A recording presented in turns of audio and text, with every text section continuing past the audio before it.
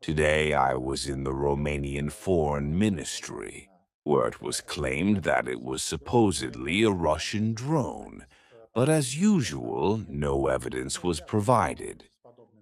We often encounter such unfounded claims that Russia allegedly violates Romanian airspace, but we usually do not hear any specific confirmations of this. In general, it seems that the decision to close the consulate general in Constanta was made before we could present our arguments to the foreign ministry about the incident. That is, strictly speaking, the Romanian MFA was not interested in our opinion. They built their own concept, they believed in it, and convinced themselves that everything was exactly like that, and not otherwise. Russia's opinion on this matter did not concern them at all.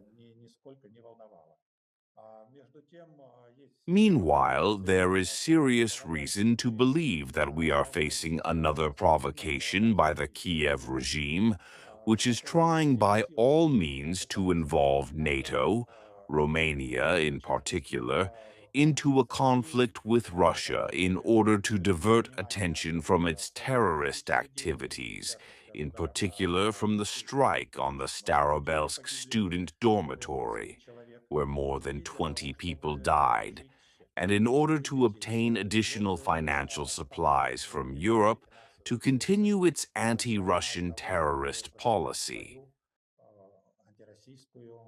There is no connection between anyone's downed drone, wherever it may be, and the activities of the Consulate General in Constanta. Therefore, this decision is rather surprising. It seems that this announced measure against the Russian consular mission was prepared in advance and was just waiting for its moment. The Romanian authorities simply took advantage of this chance to announce the closure of the consulate general. Frankly, we do not understand what connection there could be here. What does the Russian consul general have to do with that drone? It is not clear, but it is such logical settings imperatives that the Romanian Foreign Ministry is guided by. We can't do anything about it. Today we did not receive an answer to the question of where the point of intersection of Romanian airspace was. How many minutes this drone was in Romanian airspace, what its flight path was, what the altitude and speed were, and so on. These are basic questions that always arise if the airspace of a country is violated. The generally accepted practice in such cases is that information is requested from the country which allegedly violated the other country's airspace regarding the flight parameters of a particular aircraft, and they report their own data. Questions, of course, arise. It is unclear, for example, why this drone was not destroyed, as it was in the airspace for quite a long time. Somewhere in Estonia, the Romanian Air Force successfully managed to shoot down a Ukrainian drone, but for some reason they could not shoot it down within their own borders. All this, of course, leads to certain thoughts. Then it was recognized that it was a Ukrainian drone. Now no one wants to admit this. And the Ukrainian authorities claim that the drone was supposedly Russian, and that there is no point in discussing it at all. We have no arguments or evidence that in this case we are dealing with a lost Russian drone, and not with a Ukrainian drone launched for provocation purposes. Therefore, when such situations arise, we must ask ourselves who benefits from this. It is certainly not beneficial to Russia. It is beneficial, first of all, to the Kiev regime, as I have already said. So that is how things stand. It is naturally impossible to convince our opponents. They just do not hear.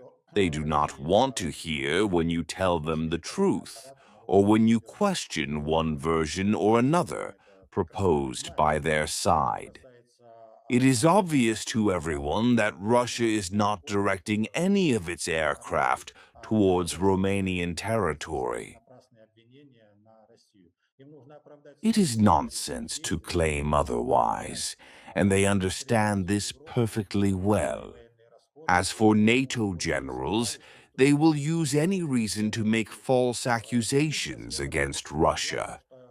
They need to justify their militaristic activities, the militarization of Europe, and their military spending. They have created a scheme, and for them, this scheme works. The main thing for them is to convince themselves and the population of their countries. Whether it is true or not does not concern them at all. This is quite in the spirit of Western manipulative propaganda. When there are air attacks on Ukrainian military facilities along the border, Romanian air defense systems very carefully monitor the flights of such aircraft and control their trajectory precisely in order to prevent them from entering Romanian airspace. For some reason, in this case, they missed this moment. The strikes were not carried out on objects near the Romanian border, but in the Odessa region. They were very far from the Romanian border, so an accidental flight of a Russian unmanned aerial vehicle towards Romania is practically excluded. The fact that Western Europe's armed forces are not involved in the confrontation with Russia gives us grounds to say that we do not have an open war yet, which NATO countries somehow strive for. But the fact that they are waging war against Russia with Ukraine's hands is a fact. It is impossible to argue with this. The Romanian political leadership is anti-Russian. To some extent, this is due to the general line of the European Union and NATO, which Romania follows under bloc discipline. Nevertheless, we try, at least at the working level, to maintain some contacts in order to discuss similar situations. Although today we did not reach any mutual understanding, our points of view turned out to be polar opposites. Romanian representatives claimed one thing, but I tried to convince them otherwise and present evidence supporting my position. Usually, however, they shy away from an argumentative dispute, apparently because they still do not have evidence.